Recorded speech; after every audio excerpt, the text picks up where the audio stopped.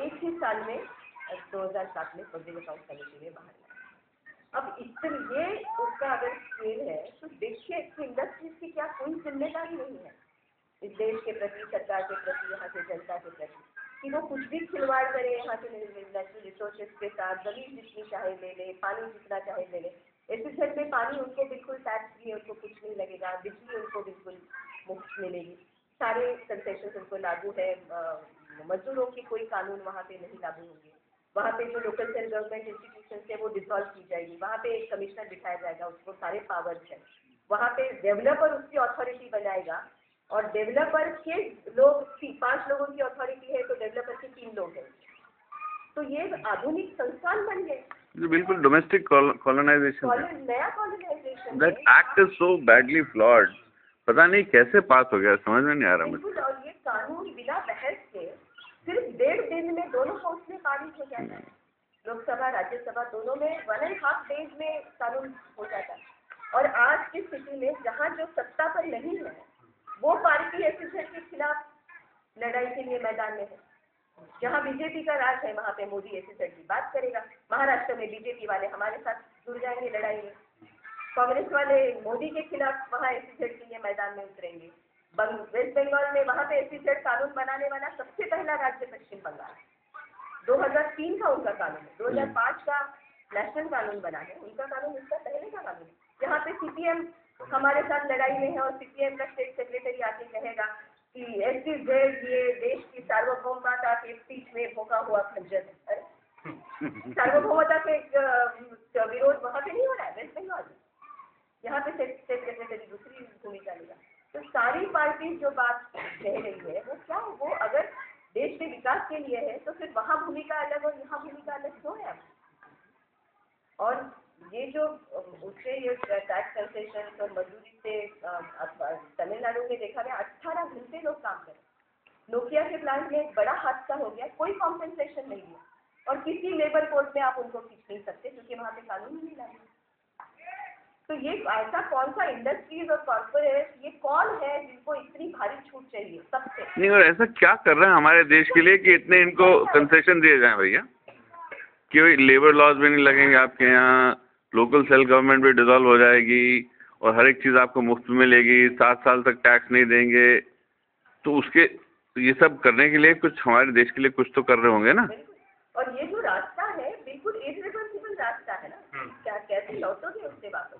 अगर रायगढ़ की ये सारी जमीन यहाँ की चली जाती और जितने लोग विस्थापित या जिनकी लाइवलीहुड छीनी जाती, उनको क्या आप लेने वाले थे रोजगार? वो कहाँ भागेंगे? वो शहर की तरफ भागेंगे, किसी और सिर्फ 1000-2000 लोगों को आप यहाँ पे एम्प्लॉयमेंट दोगे और विस्थापित करोगे 2 लाख लोगों को, प्रपोर्शन क्या है?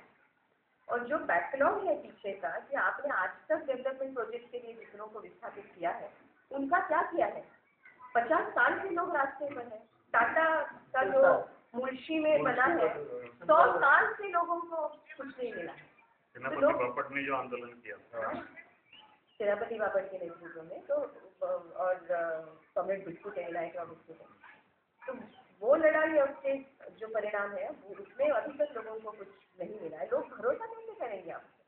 जो आप बोल रहे हो कि हम ये देंगे वो देंगे, क्यों भरोसा करेंगे?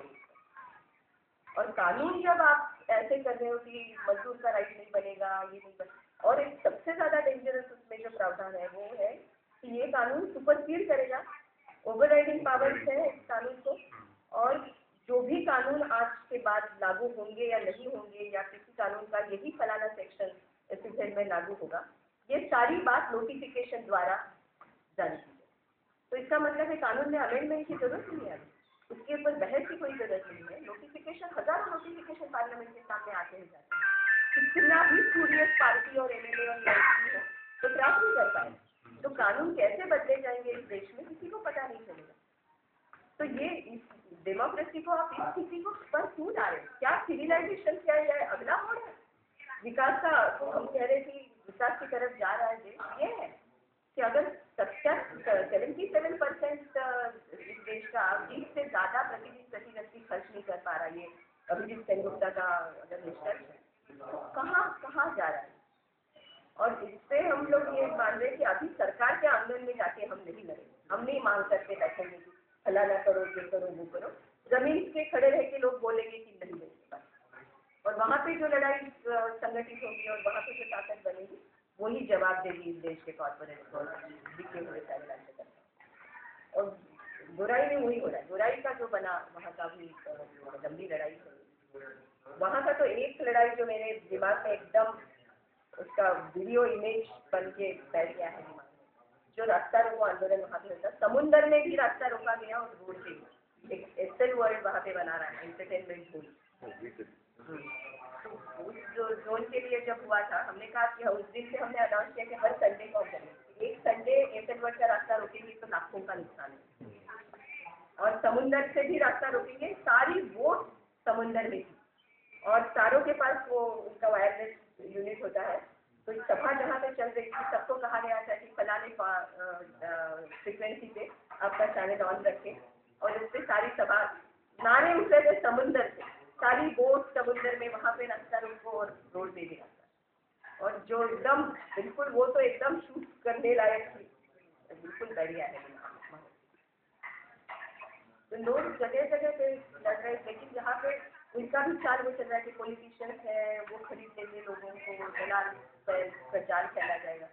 लेकिन रायगढ़ की लड़ाई में तो हमको सीख दी कि दलालों का जाल भी हम तोड़े। अगर वहाँ पे बिल्कुल कंसिस्टेंटली लोग लगे रहे, बात लोगों तक लेके जाएंगे तो वो चाल भी बुराई का भी बहुत जल्दी लड़ाई।